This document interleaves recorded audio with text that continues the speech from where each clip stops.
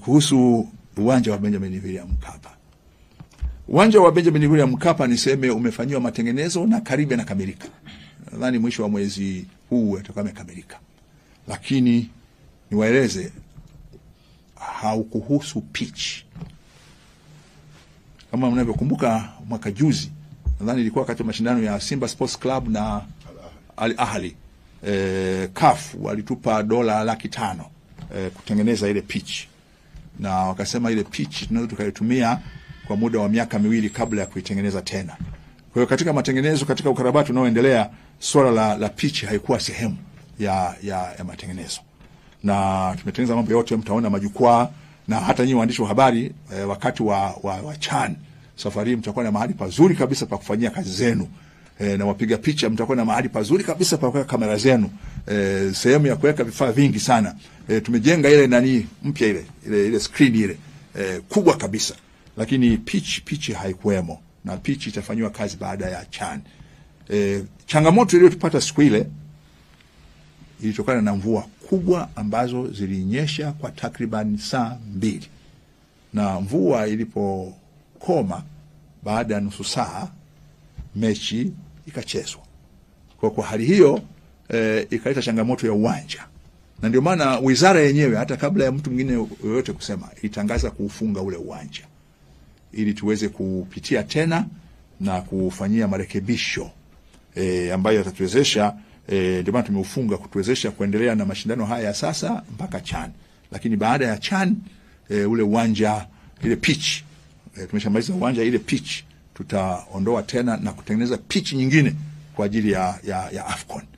Lakini kikubwa ambacho tumefanya, ile tartan, wengine mnaita zulia, ile tartan ile tumejenga tartan sasa ambayo imefikiwa grade 1 katika viwango vya Olympic. Tumeshafikia grade ya juu kabisa ya tartan katika mashindano ya Olympic. Kwa ni kweli kabisa mvua ilinyesha. Mmoja wakazi wa Dar es Salaam walishukuru mvua, maana yake jua lilikuwa limeshakuwa kali na joto, lakini mvua hiyo sisi ikatuletea zahama. Na sisi tu, na hili huwa sipendi kutumia kuhalalisha. Mvua kubwa zikinyesha mambo haya hutokea. Ndio maana sisi ni wizara yenye watu wanaoona mbali. Mara moja tulifunga uwanja. Lakini ukarabati umekwenda vizuri, na hakika mwisho wa mwezi huu tutakuwa katika hali nzuri ya kuwa tumekamilisha. Tunafunga viti vipya. Mpaka sasa vimeshafika viti 40,000 vinafungwa vipya, vimebaki 20,000. Tumeshafunga taa zote 360 za uwanja wote. Tumefunga mfumo mpya umeme. Tumerekebisha maliwato yote na kuyafanya kuwa mapya.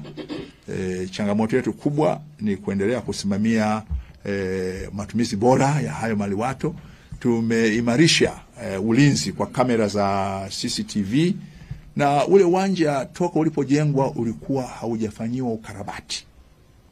Lakini sasa tumechukua hatua kwamba kila mwaka ule uwanja utakuwa unafanyiwa ukarabati katika maeneo yanayotakiwa kufanyiwa ukarabati. Ndio uwanja mkubwa kuliko viwanja vyote katika Afrika Mashariki na Kati. Kwa hiyo na sisi tumshukuru sana mzee Benjamin William Mkapa kwa maamuzi yake sahihi ya kujenga ule uwanja, na jukumu letu ni kutunza. Ndugu yangu Kaijage, mzee Morris Nyunyusa na ngoma zake 10 tunaendelea kumwenzi kila siku kabla ya taarifa habari. Kisikia taarifa habari utasikia anapiga zile ngoma 10.